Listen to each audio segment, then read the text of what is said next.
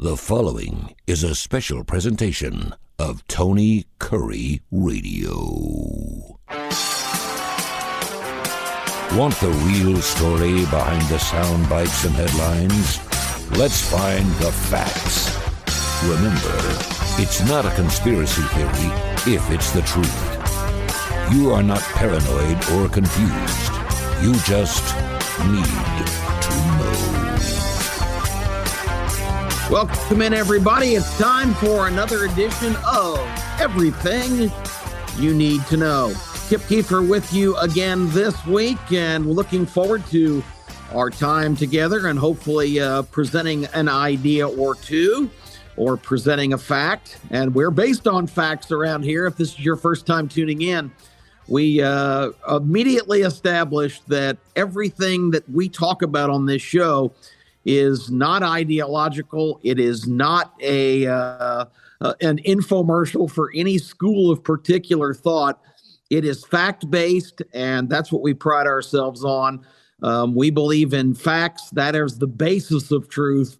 Unlike those who proudly declare they believe in truth, not facts. This is all fact-based, and that's why we're excited to come to you each week with hopefully some good information, maybe some things you didn't even know.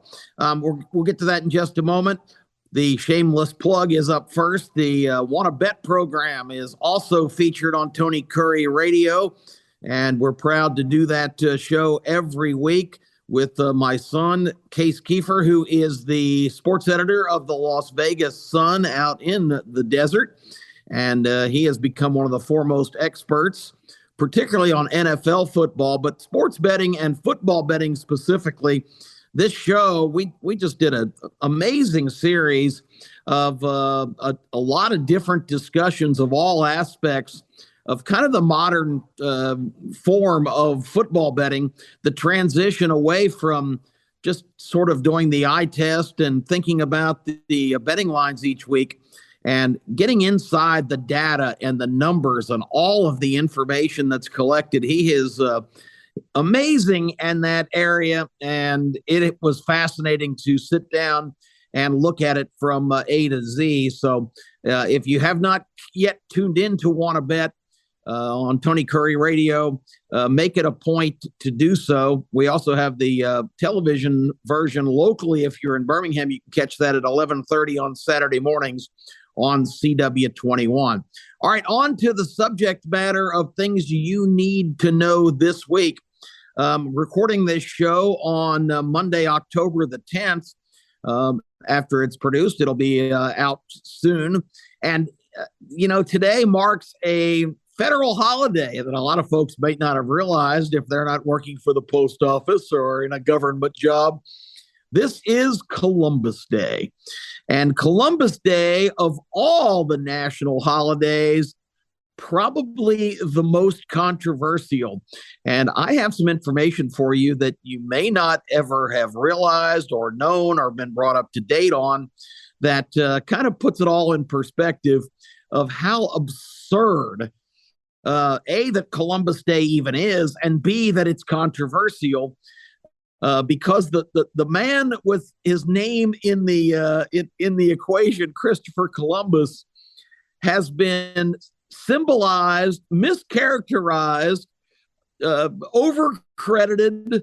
I can't think of any more quick descriptives, but I think once you hear some of the facts in this situation, it'll be very eye-opening for you.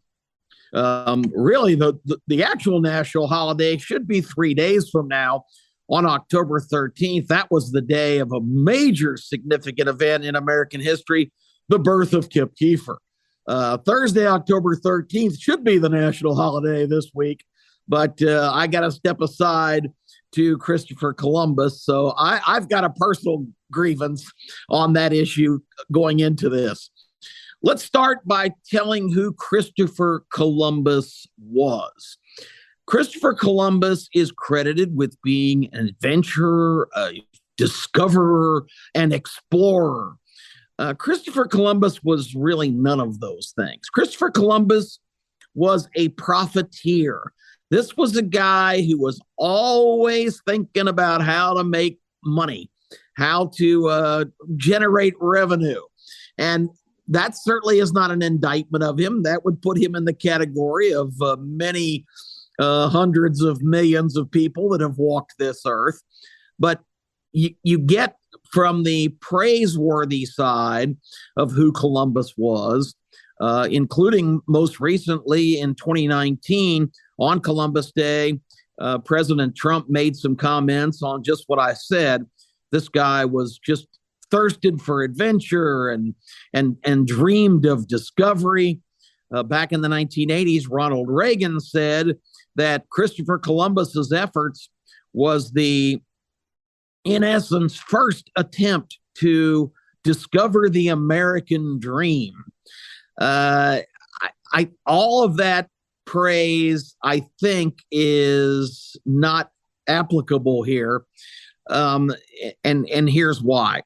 Christopher Columbus finally impressed upon the king and queen, particularly the Queen Isabella of Spain, to finance his initial journey, because he believed that there were great riches to be had with finding a more efficient route of traveling to the Far East.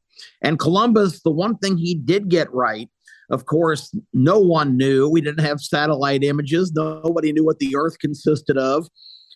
Imagine living in a time where you don't even know what the planet looks like or how it's configured, or you don't really have any information on its origins. You're just born on a landmass and you see water surrounding you and you just try to make assumptions. Columbus had the theory that the planet had to be spherical or round, for a better term. And he thought, because of the difficulty of people that had traveled basically over land to get to the Far East and India, which was an exotic land where there seemed to be a lot of resources and riches. He believed that by sailing in the opposite direction, instead of going east, going west across the oceans, that surely if his thoughts were correct and the planet was round, that he would land in India. And he hoped that, of course, they had no idea of the vastness of the planet, no clue. For all he knew, it was going to be a 7 or 8 hour journey. But he took his fleet of ships and set off for that first journey. Once he got financed by the throne in Spain, even though he was Italian, and that's an important part of this story, so keep paying attention. Christopher Columbus was an Italian who got financing from Spain for this initial journey. So they sail west and they're on the water for days and days and days. And finally, his excursion comes upon some islands in the Caribbean. Christopher Columbus, that's where the first landing. He made 3 voyages. That was the first one. He did see some people indigenous on those islands. And again, he thought he was landing in India.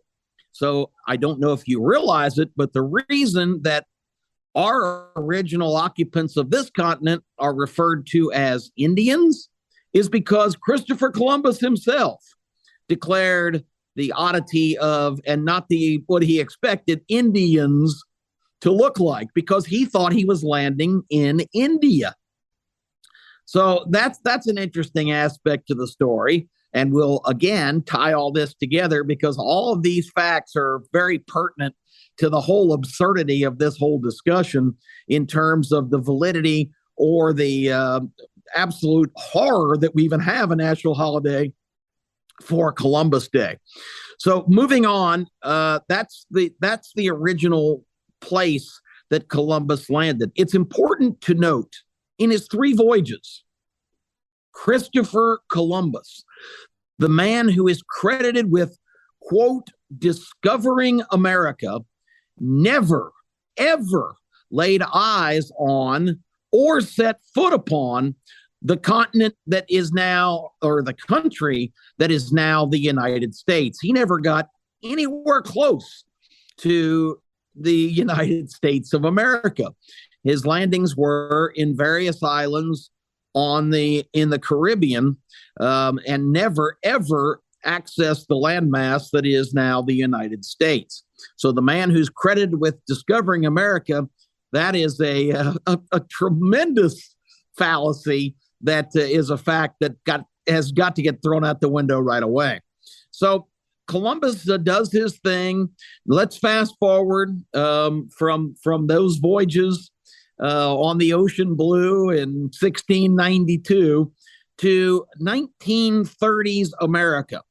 And in that time, you had a tremendous amount of continuing immigration to this country from Europe, as Europe teetered after having a terrible World War I. And, the seeds were being planted for a second world war. Europe was very unstable. People wanted out of there, just like the original migration to this country that Columbus, again, is credited with at least discovering that there was landmass, there was some civilization, and there appeared to be incredible riches and resources. So you had the mass transfer of humanity from the European continent to the Americas, of course, in the late 1600s and the 1700s. And I said 1692. Of course, it was 1492. So this is over the next couple of hundred years for Christopher Columbus, after his original voyage at the end of the 1400s, beginning of the 1500s. You had an incredible amount of people come from Europe, and a lot of settlement up in the northeastern part of the country. These were a lot of times sort of elitist folks that established their, lives there, and their descendants are the people that founded things like Ivy League colleges and a lot of the institutions in the Northeast. A lot of British and Scottish and Irish folks that tended to be in that era a little snooty and unwelcoming, particularly of people that migrated from Eastern Europe and even Italy. They really looked down upon what were to become Italian Americans, which is, we talk about racism and people not accepting one another. I mean, this is not a new phenomenon, and it's not an American phenomenon. This is just different people viewing others with suspicion and apprehension that are not exactly like them. And it's probably one of the most disturbing things about human nature, because if you make a determination about some other person based on their appearance or even their beliefs, that really is a label on your own self that you are not considering the content of the character of the individual. Martin Luther King's line, of course, from his famous speech in the nation's capital on civil rights, that he believes that persons should be judged by not the color of their skin, but by their content of their character. Amen to that. Maybe the greatest line ever delivered in any address of all time. So you had this, now we're back in 1920s, 1930s America. You've got all these Italian immigrants coming to the country. They are like the lowest economic class. A lot of them arrive with next to nothing. They're trying to make their way in America. And the people that have already been here and established some generations, and a lot of them in leadership positions in New York and Philadelphia and Boston, these are all these elitist kind of, we are the real Americans, you all are interlopers. The Italians were having kind of a tough go, and they were given all kinds of terrible names that are some still survive today. They were called cheese eaters and wops and dagos and all these unflattering terms. And again, the perpetrators of a lot of that venom were people now that are considered the blue blood Mayflower, first Americans that were casting those stones. So what end up happening is, just like we have different parades now for gay pride and transgenders and different races. I know it's huge in New York. the Puerto Rican Day parades, and all these different, groups have all these events to honor their own heritage. Italian American events became a big deal in America in the 20s and 30s. And the Italians, always striving for acceptance, finally in 1937 selected an individual to symbolize why the Italian Americans should be considered significant to this country. And guess who they elevated to that heroic status? Christopher Columbus, the discoverer of America, the man who opened the pipeline for everybody to come here. He became the Italian symbol of why they were so important to the story and why they deserved respect and recognition, and lobbied heavily for recognition of Christopher Columbus as the heralded, celebrated discoverer of America and the man responsible for this country even being here. And because of the continuous problems with the lack of respect and the numbers, the multitudes of Italian Americans, they managed to get that done. And in 1937, under very progressive president Franklin Delano Roosevelt, the national holiday, Columbus Day, was declared for October 12th every year. And the Italian Americans really celebrated that because, again, Christopher Columbus wasn't necessarily personally being recognized, but as an Italian, there being a holiday in his honor, crediting him with being the discoverer of America was a really big deal, a shot in the arm, I guess you could say, for that whole movement of people. So Columbus just symbolized the acceptance of Italian Americans, and that's how the holiday became what it was. And all of a sudden, Columbus statues started popping up all around the country. Columbus got a lot more play in history books. The politically correct thing at the time was to celebrate the Italian heritage, and Christopher Columbus was the guy standing in the symbolic front. Well, as time went on, and we have evolved into this century and this current time, and this didn't just start now, but there was some people that resented the fact that Columbus became that celebrated individual for Italian heritage.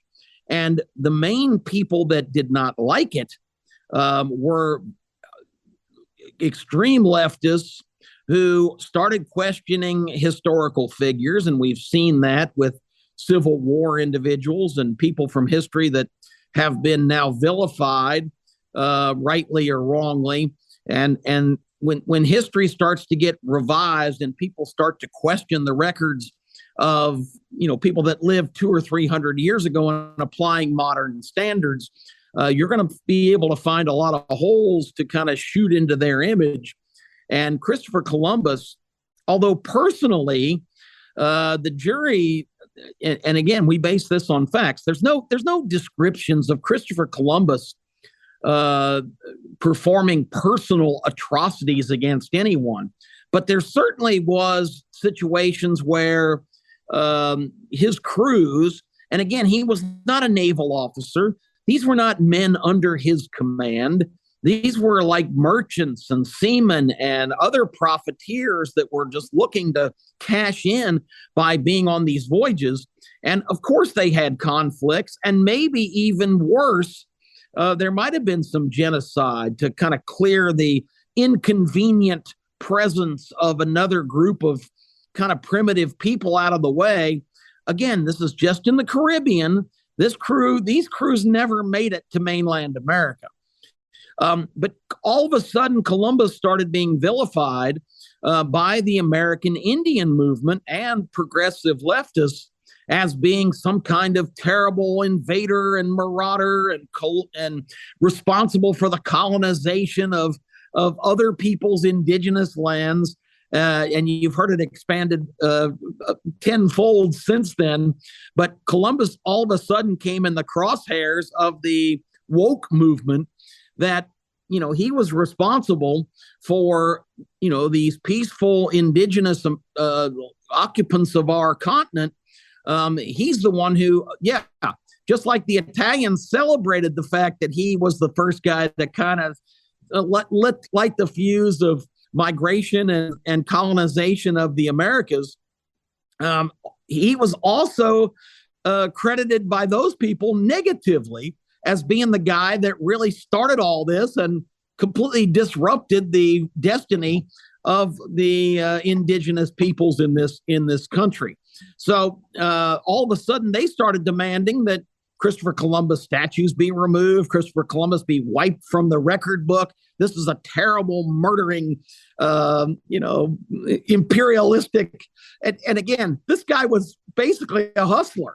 So to accuse him personally of all these atrocities is kind of hilarious. And it's not hilarious in the sense that it's funny, but ironic hilarious, because he was symbolized unfairly and unjustly by one group as this great discoverer and explorer.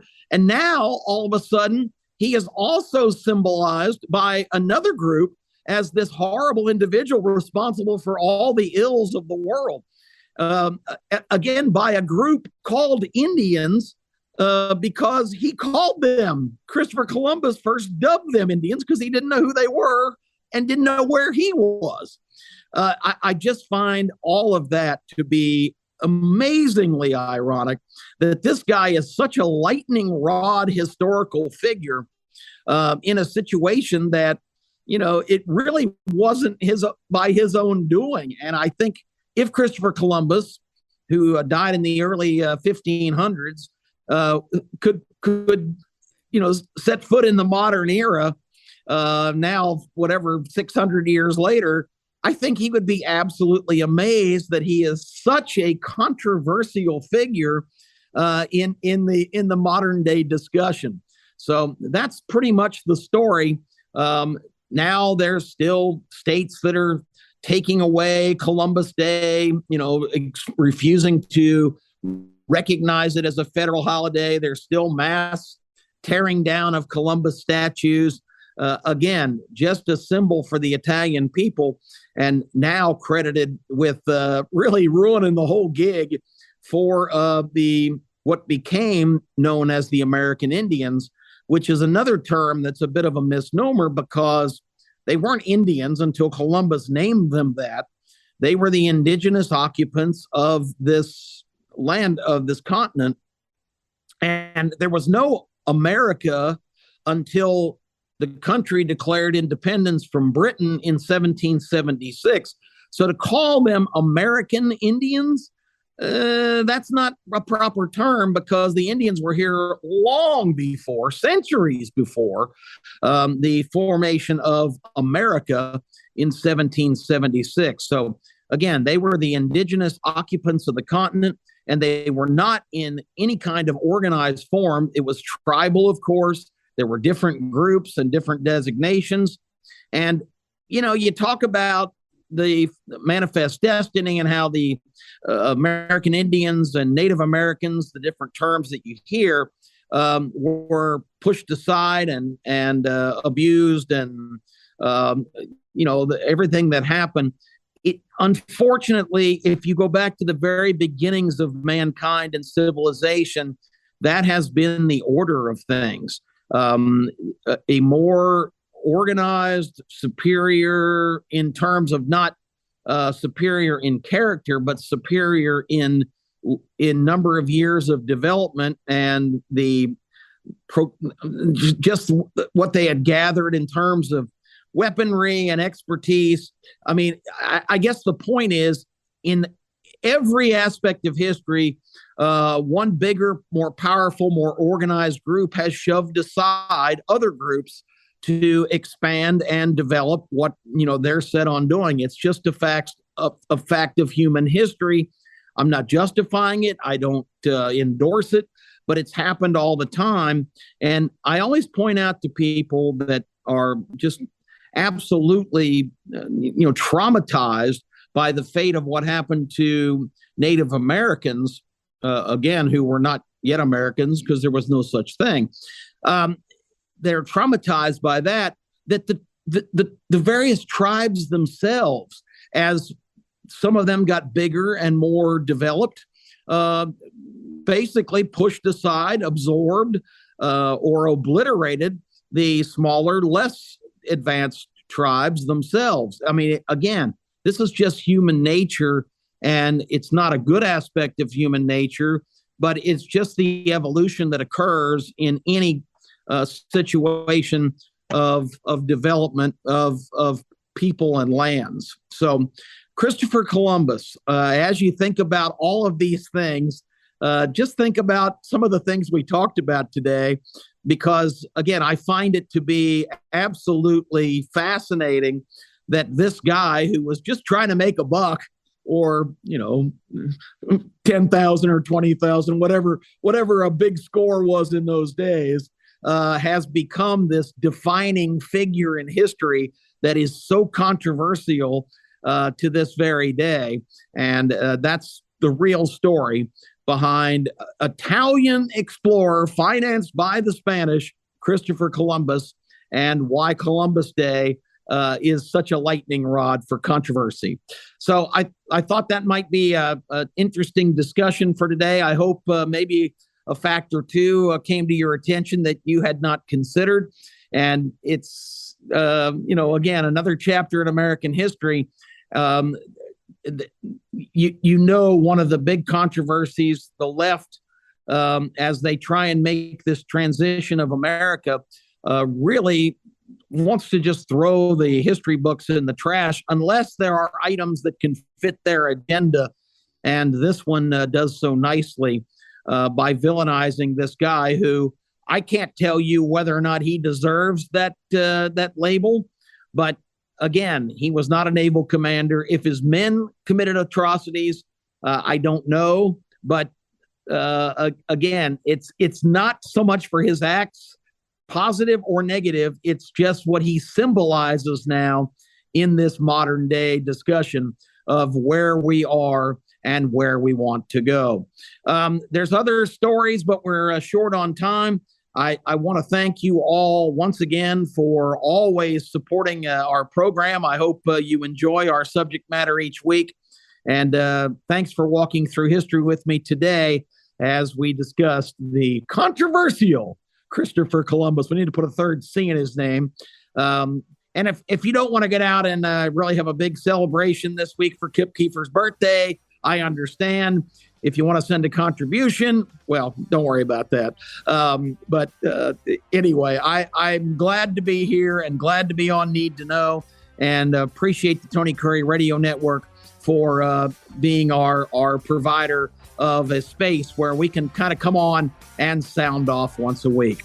Have a great week, everybody. If you are off today and anytime this week, in honor of Christopher Columbus Day, enjoy yourselves and don't harbor any guilt of what he may have done or may have not done.